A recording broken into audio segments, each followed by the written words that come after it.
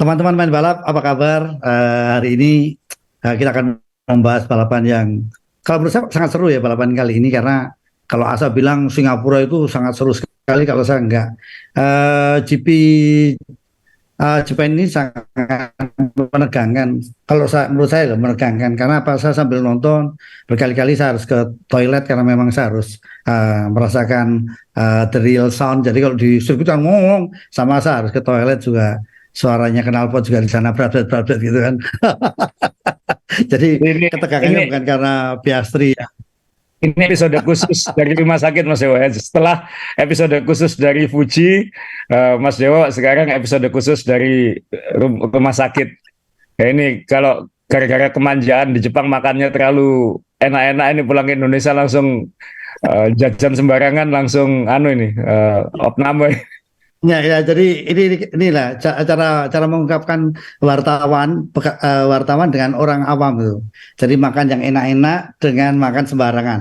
Itu kalau orang lain ngomongnya nanti emosi dan itu menimbulkan persepsi negatif yang luar biasa. Ini cara Anda harus belajar cara Asa itu ngomong. Makanya kan saya ngomong aja, saya nggak akan nyebutin apa-apa. Yang jelas ini balapan yang paling menegangkan bukan karena Piastri mau podium, tapi benar-benar tegang, berkeringat, panas badannya, terus harus ke toilet gitu kan, terus harus di suaranya McLaren ngomong, kita juga saingin gitu kan. Padahal kalau di Jepang itu toilet udah ada privacy ya, saya tinggal ditekan ada suara musik itu saya. Baik, Evan Mena ini yang jelas saya sekarang ada di salah satu tempat di mana Honda sedang bergembira karena rumah sakitnya milik Honda ini, Pak Picung ini.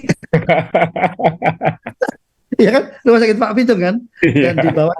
di bawah ada dokter Boyke itu pecinta hewan. Cuma tadi saya kasih clue, saya podcast di ruangan, loh anakmu masuk rumah, anakmu ngamar. Saya nggak cerita kalau saya yang ngamar dan podcast.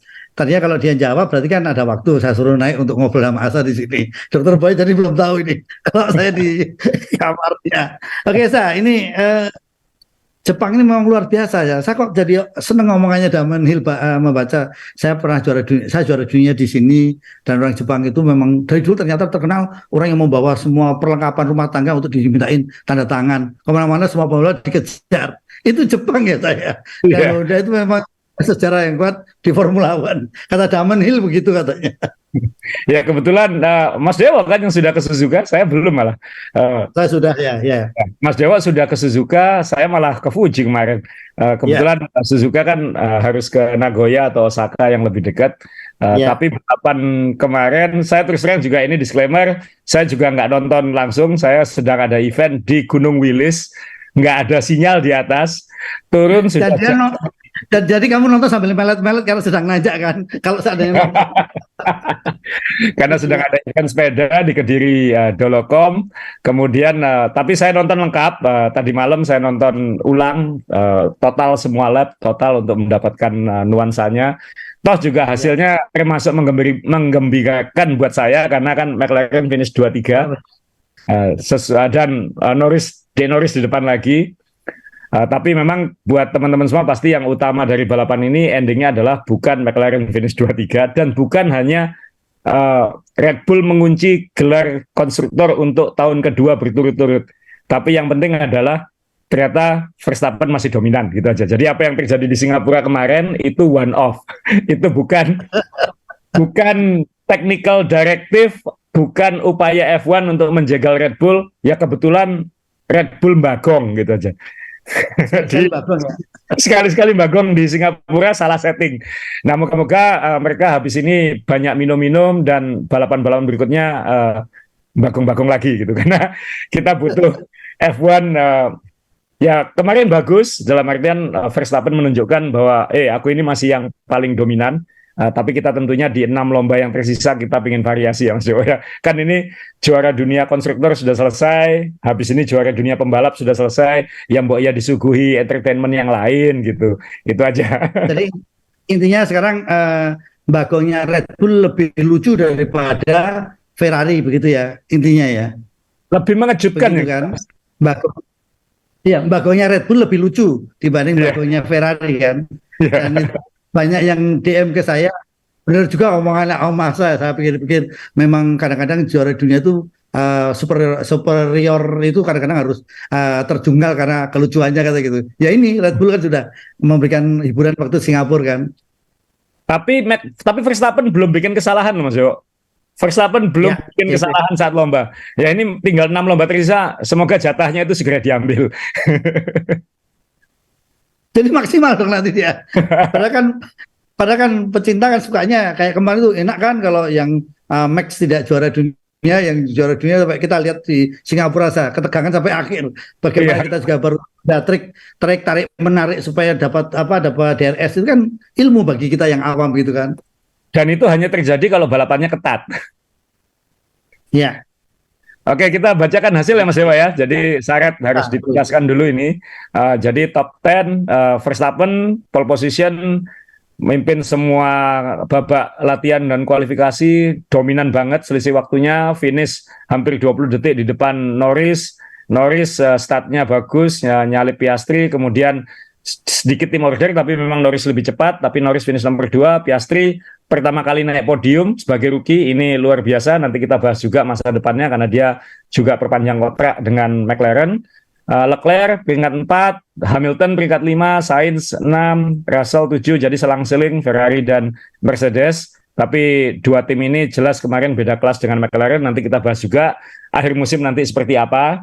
Kemudian Alonso mulai kelihatan frustrasi dengan timnya, Ya. kan mulai tidak bisa berbuat banyak di barisan depan.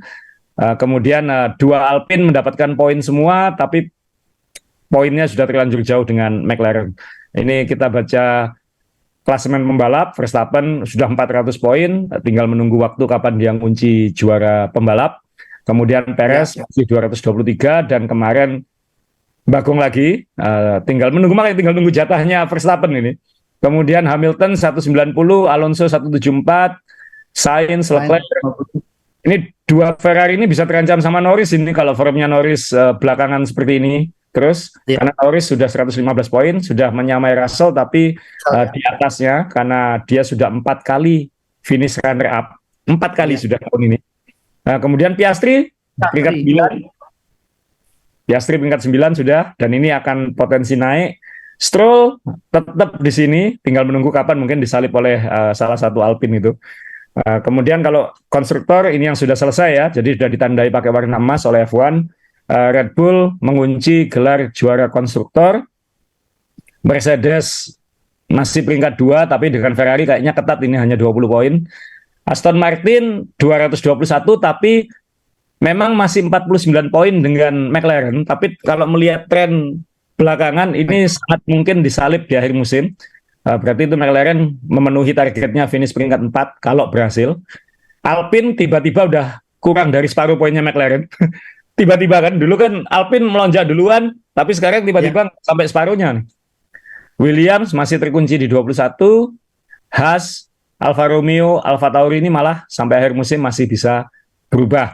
Nah, yang paling penting yang utama dari lomba kemarin adalah pasti Red Bull menjadi juara dunia konstruktor 2 tahun berturut-turut. Ini kalau kita lihat sejak tahun 58, sejak konstruktor juara dunia itu dihitung, Van Wal yang sekarang di WC itu yang pertama tahun 58.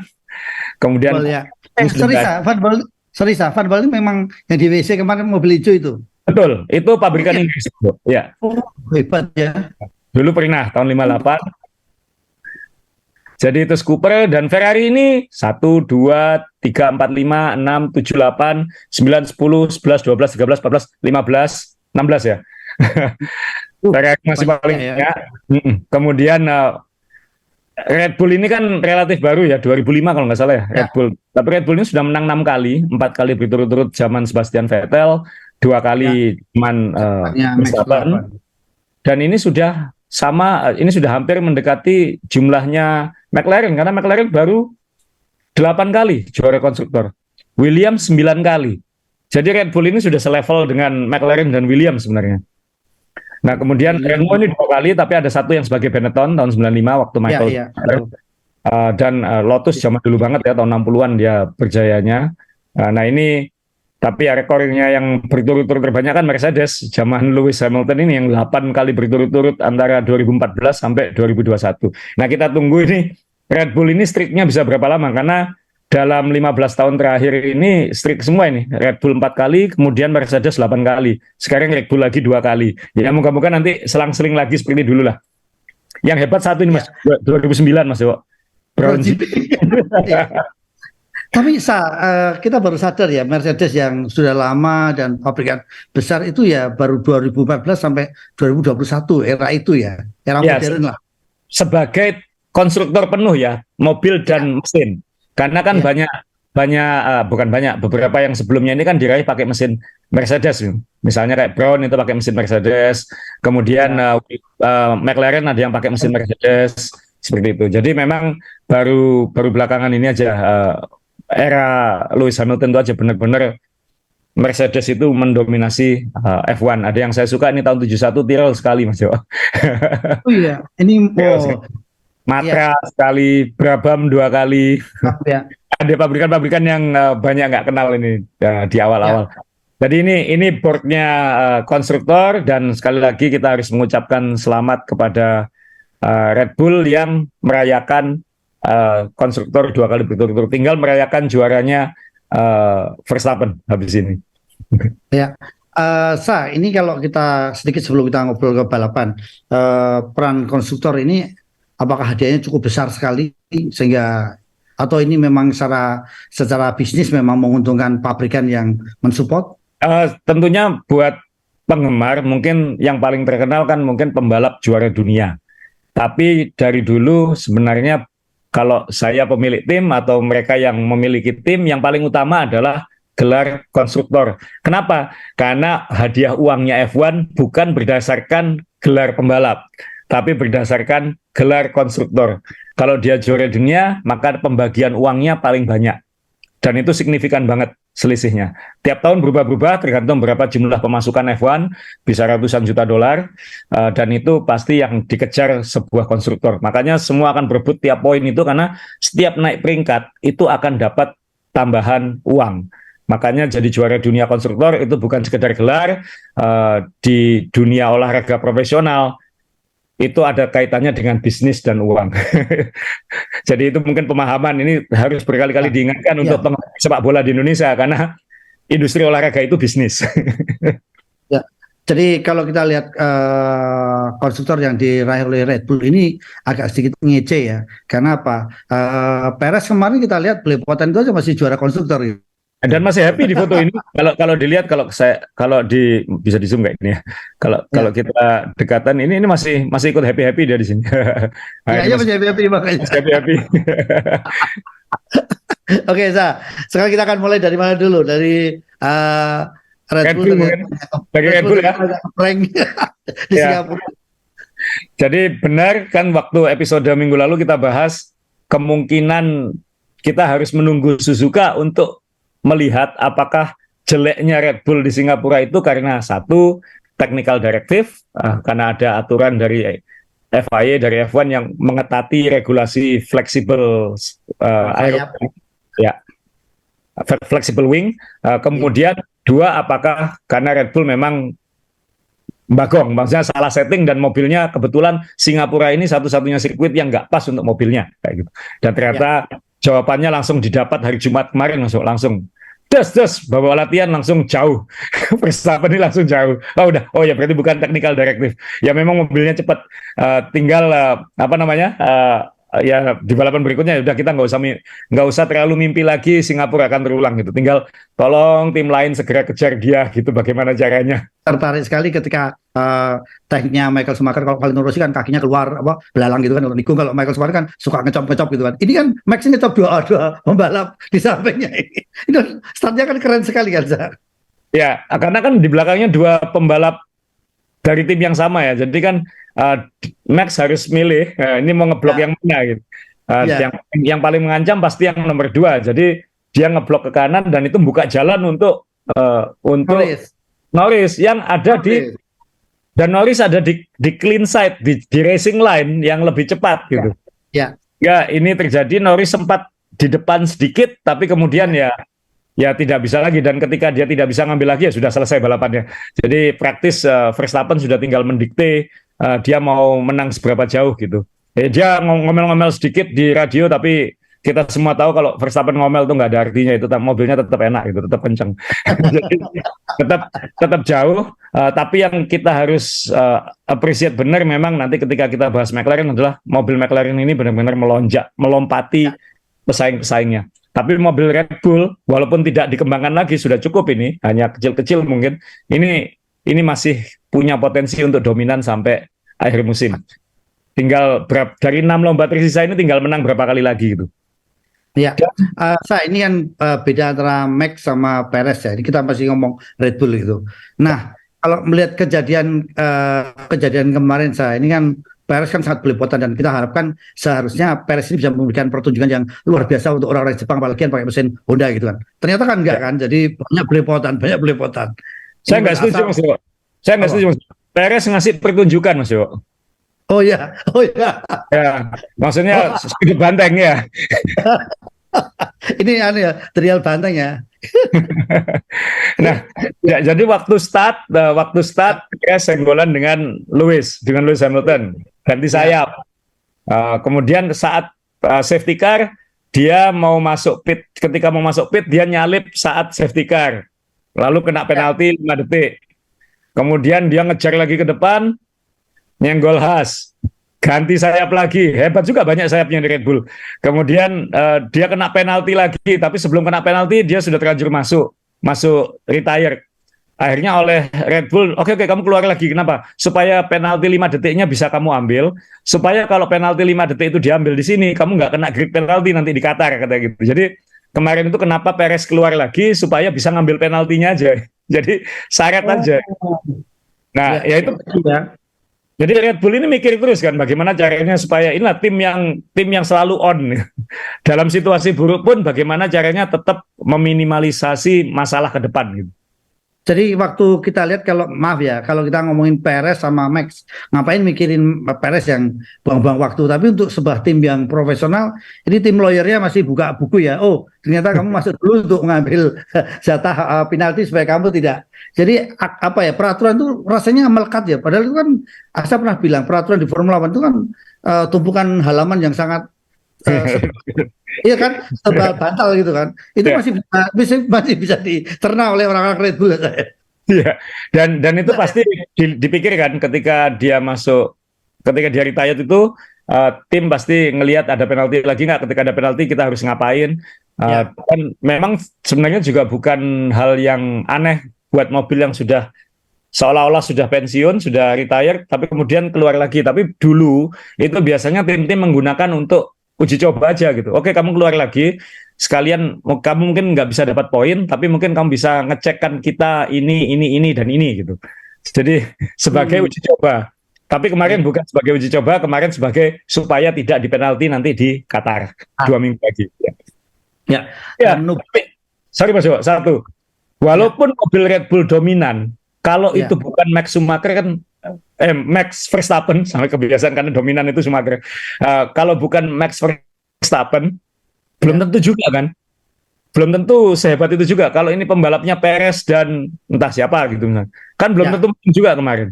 Jadi sekali lagi, kita tidak boleh merendahkan atau melihat Verstappen ini dominan karena mobilnya. Enggak juga.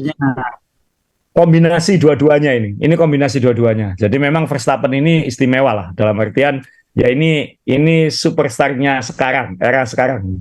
Iya Mas Jawa. Jadi Max ya ini memang eranya, kita tunggu.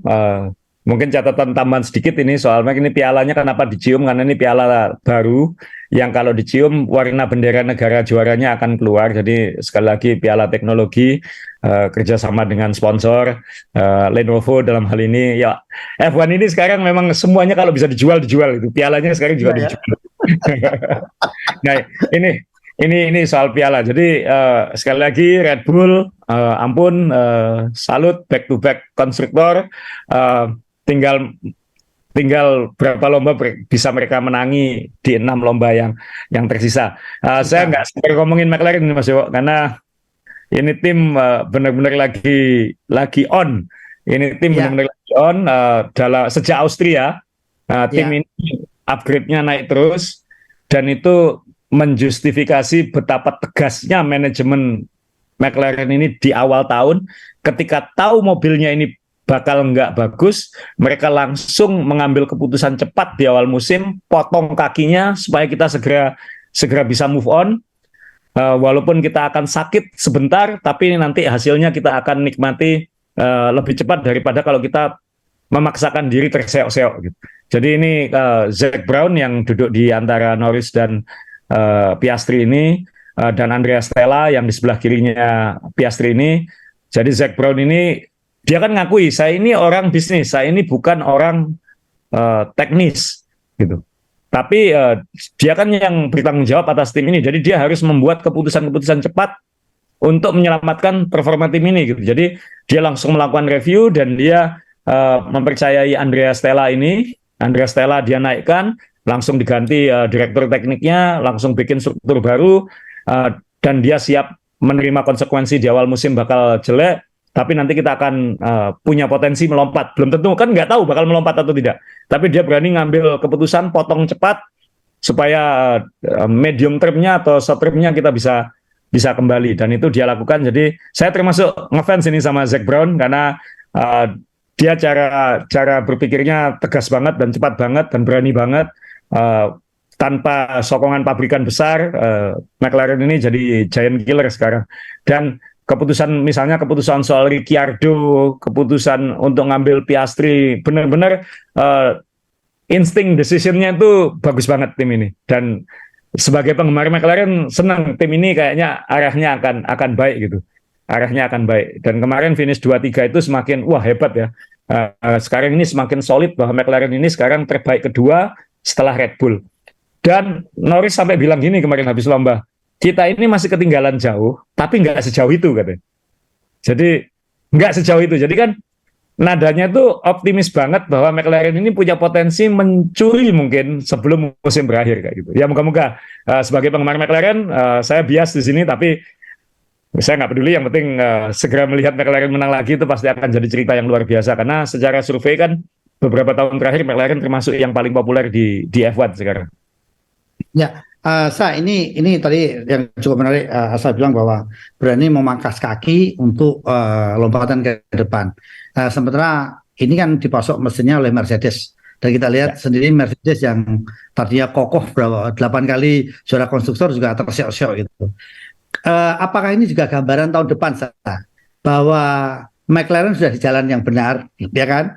Cuman tetap yang menakutkan adalah Red Bull sudah tidak lagi mikirin tahun ini karena sudah tinggal tahun depan, sudah menyiapkan tahun depan. Minimal ini kan McLaren bisa dikatakan ini akan lebih baik dibanding Mercedes, Ferrari atau siapapun. Apakah seperti ini, Sa? Kalau saya melihatnya sih potensinya nyuri harus sebelum akhir musim ini, mumpung Red Bull sudah nggak mengembangkan mobilnya dan yang lain juga mungkin sudah jangan dipaksa. Ya. McLaren punya potensi, tapi McLaren sendiri bilang bahwa dia sebenarnya tetap fokus utamanya 2025.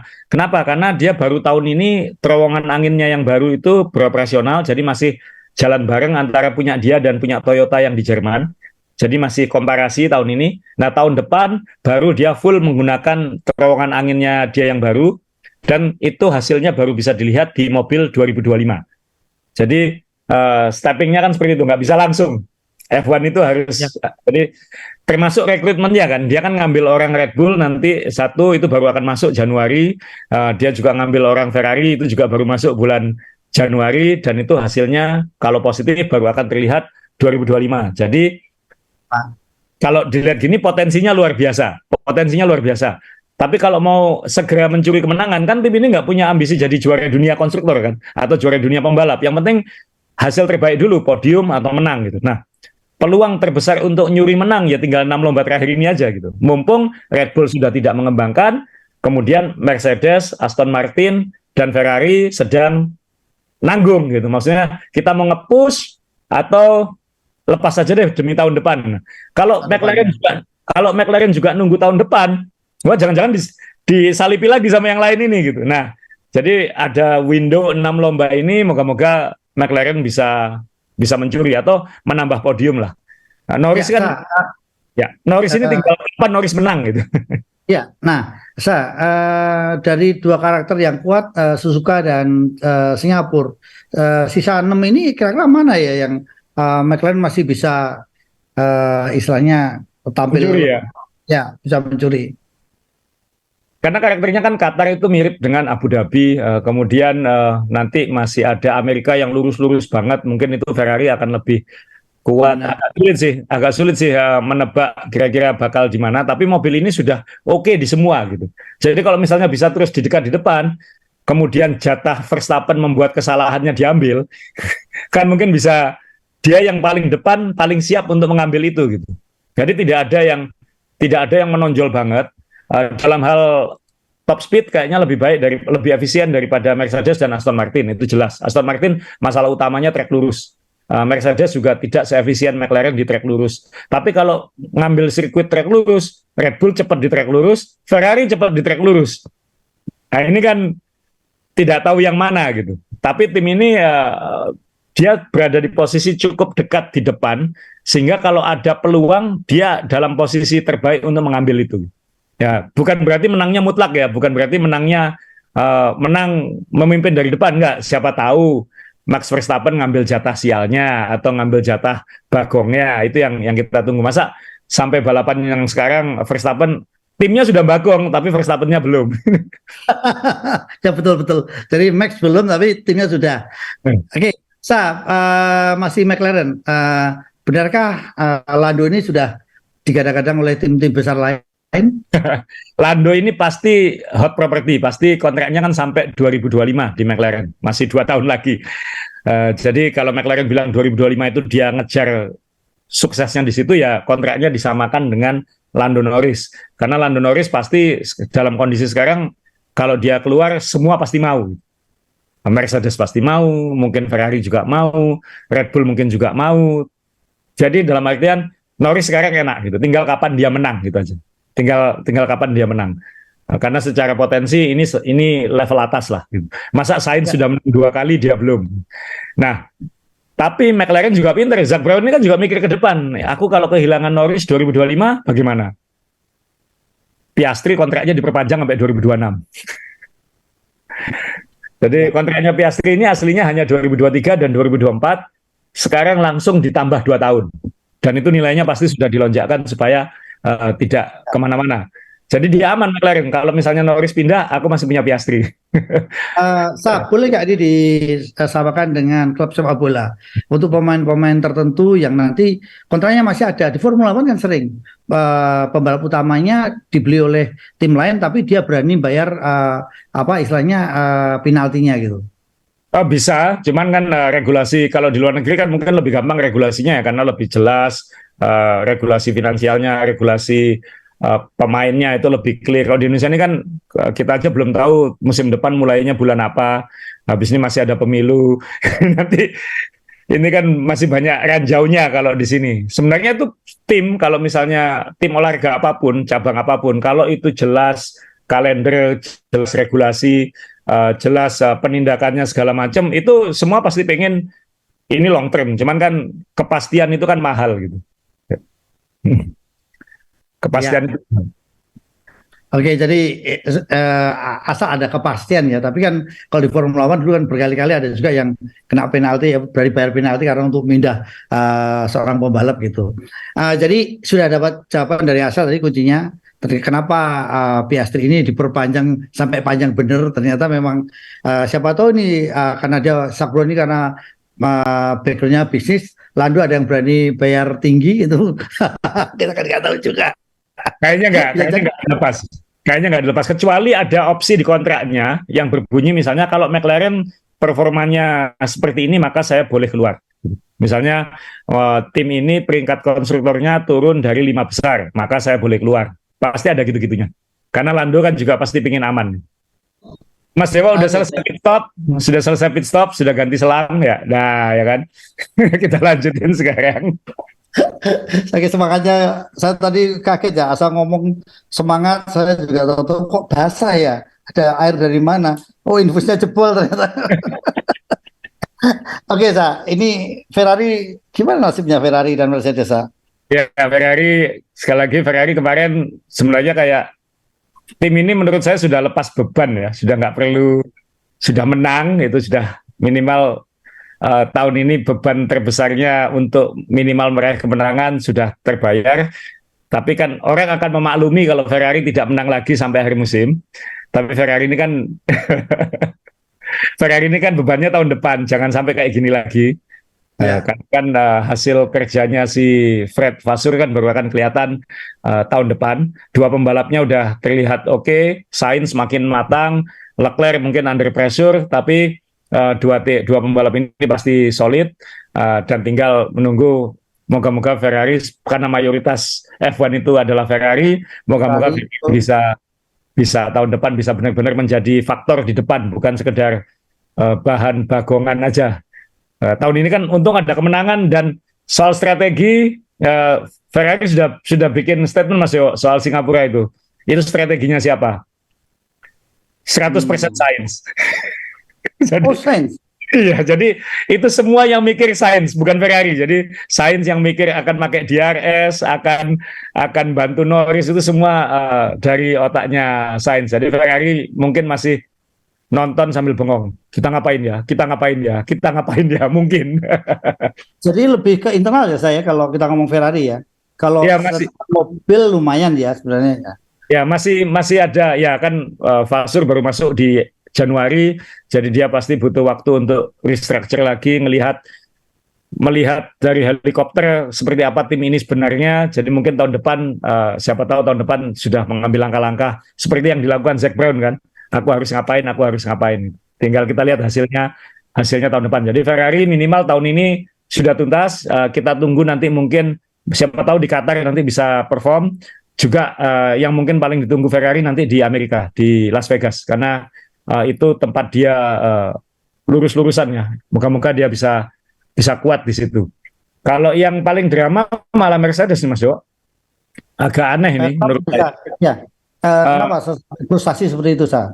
Ya aneh kan, kemarin satu tim ini kan sebenarnya dalam posisi harus ngejar Ferrari ya. Maksudnya mengamankan diri dari Ferrari secara konstruktor. Jangan sampai poinnya dikalahkan gitu kan. Dia kalau di posisinya konstruktor sekarang, dia kan nomor 2 tapi hanya 20 poin dari Ferrari.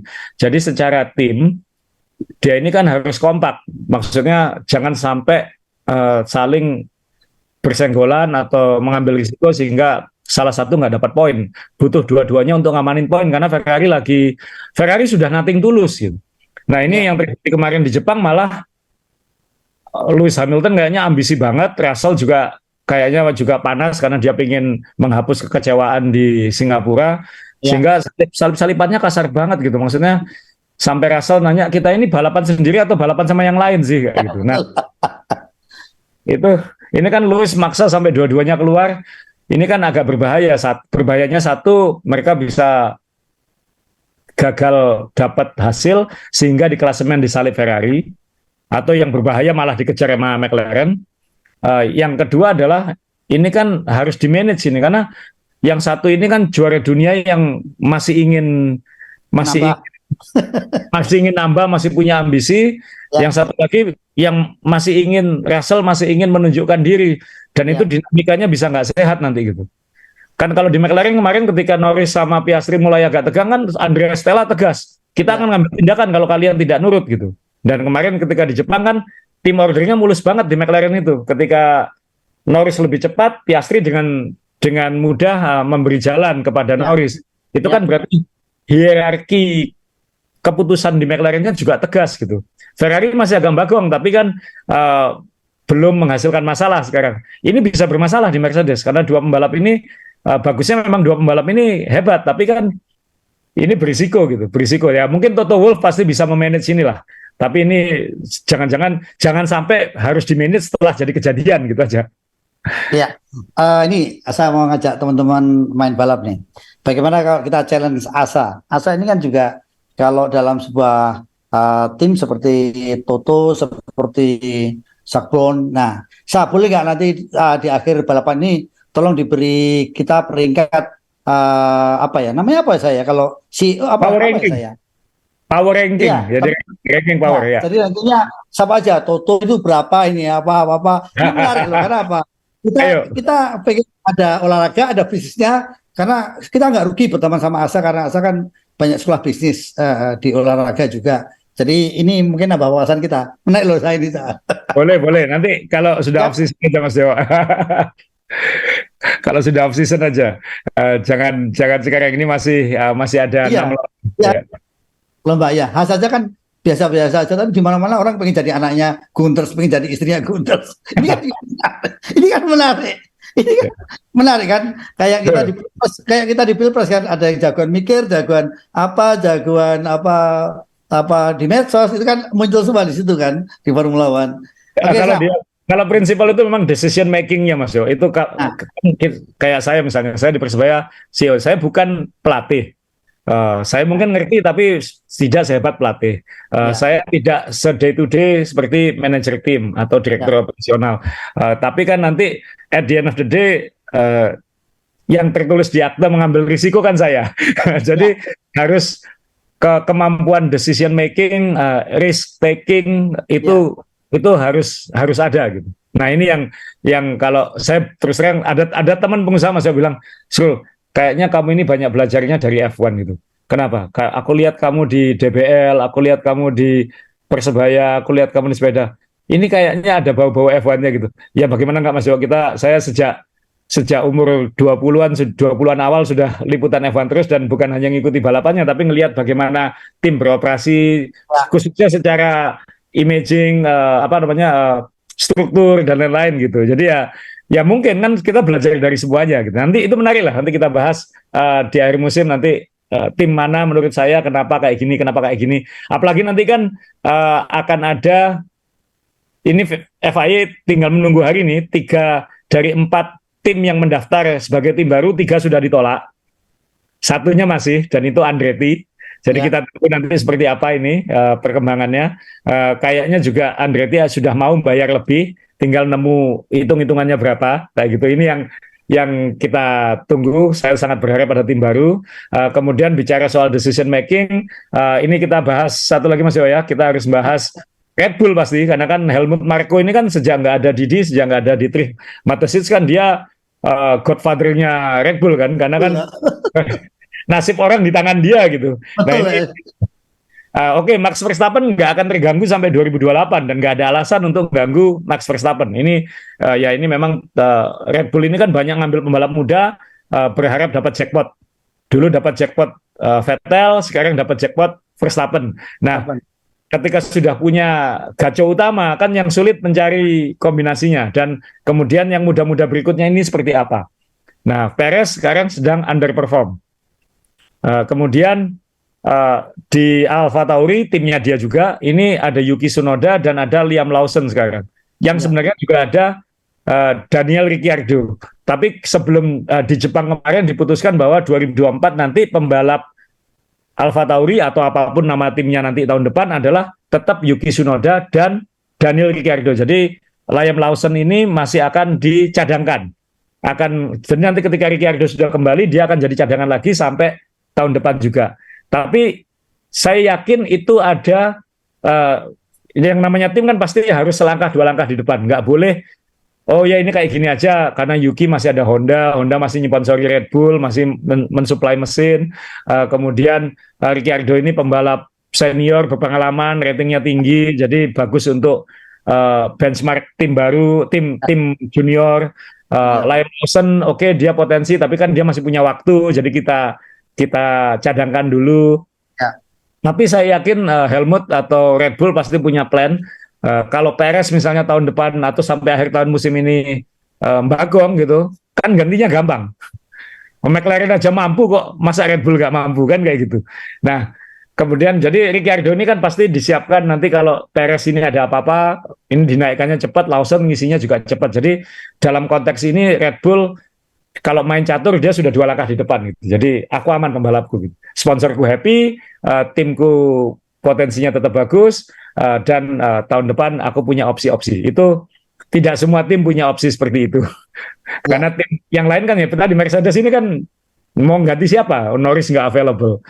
Yang susah lagi kayak Alpine kan itu udah dua-duanya berantem lagi sekarang mulai kayak gitu. Ini kan jadi potensi masalah. Ya memang menarik buat buat tim untuk memutuskan. Yang saya tunggu lagi nanti kalau ngomong soal ranking bos, kita nunggu gebrakan dari Williams masuk karena si siapa namanya James Fowles, prinsipal barunya Williams ini kan baru tahun ini megang dan tim ini langsung kelihatan arahnya. Belum kelihatan melonjak tapi arahnya udah kelihatan. Nah, dia sekarang harus membuat keputusan tentang Logan Sargent. Karena di antara semua pembalap full time hanya dia yang belum dapat poin. Dan kayaknya makin dipresur makin bikin kesalahan gitu.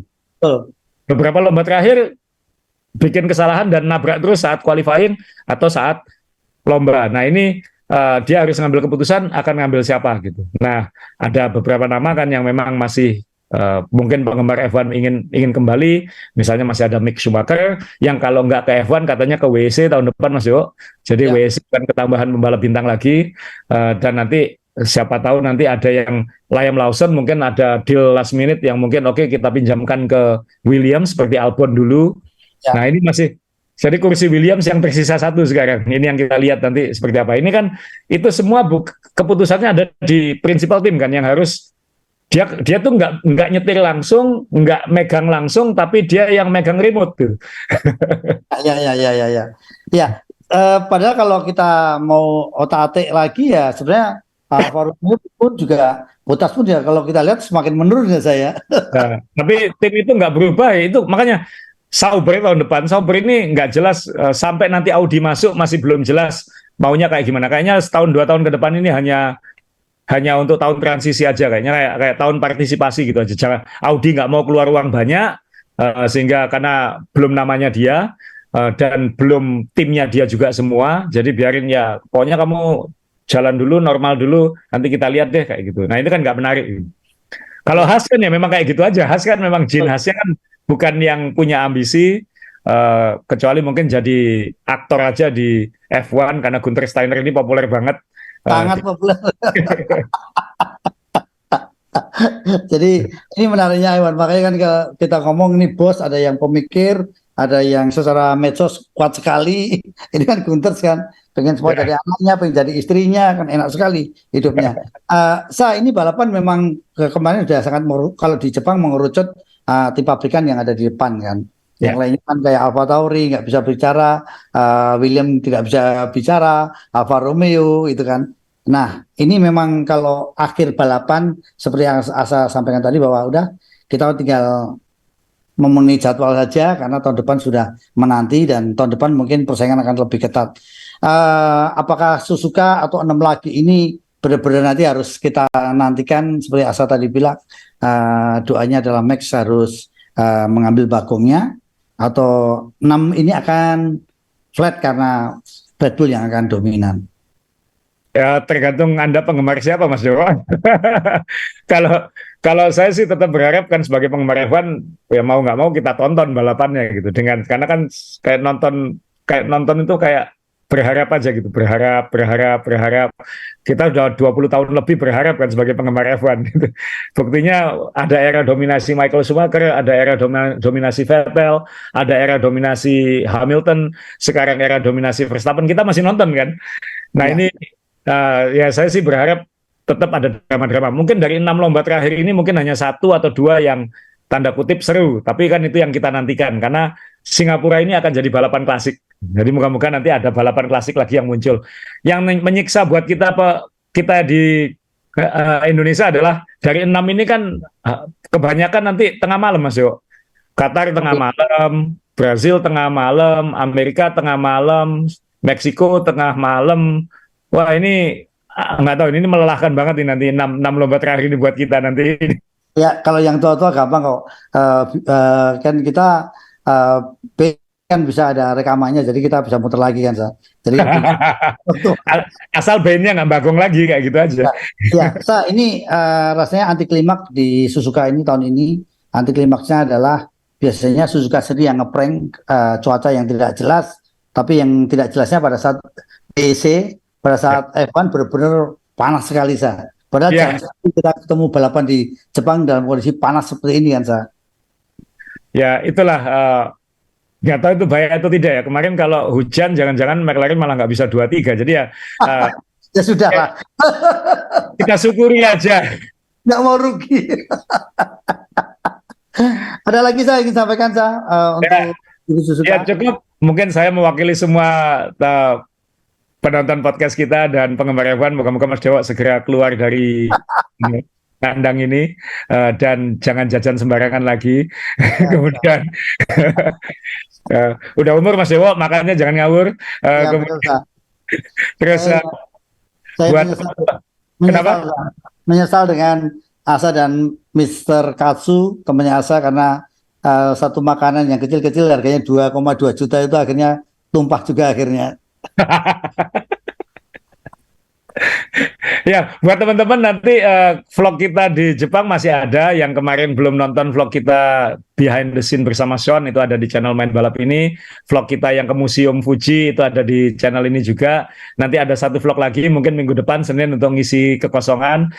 Vlog kita ke toko F1 dan toko Tamiya di Jepang. Dan untuk giveaway-nya segala macam ikuti terus di channel ini dan ada instruksinya di IG Main Balap ya. Jadi minta tolong bisa dilihat di Instagramnya Main Balap dan juga nanti kita ingatkan juga di YouTube. Nanti ikuti terus di situ giveaway-nya karena ada banyak barang-barangnya itu. Ya termasuk Mas Dewo sudah ngasih giveaway ke toiletnya rumah sakit ini kan. Tapi anu ya, ternyata apa yang kita kunjungi toko hewan itu ternyata Mas Luki tahu kan, yang kerja di Mugen itu langganan di situ. Loh, aku kenal Mister Kawa katanya. Ini langganan dulu. Asa kok bisa tahu dari mana? Saya jawab dari Mbah Google lah. Gitu. Mas Luki ternyata langganan di situ. Ini toko terbaik kata dia. Nah, oh, berarti bisa just tip ya kalau buat teman-teman yang pengen titip barang ke situ ada Pak Luki ini ya. Ya Mas Luki katanya juga langganan di situ. Baik, teman-teman Main Balap jangan lupa ikuti instruksi kalau Anda ingin mendapatkan hadiah dari kami. Sekali lagi terima kasih sudah mensupport channel kami. Sekali lagi jangan lupa nabung. Siapa tahu kita Asa katanya pengen ngajak kita sekali-sekali nonton di mana. Nah nanti kita nggak tahu. Mungkin kalau Asa yang ngajak pasti Suzuka lagi. Puji Mas, Puji asik Mas ya. Puji ya, Puji ya. Puji Karena asik ya. ya Puji ya. Kalau Puji itu memang jujur kalau Fuji sebaiknya kita harus sabar karena apa?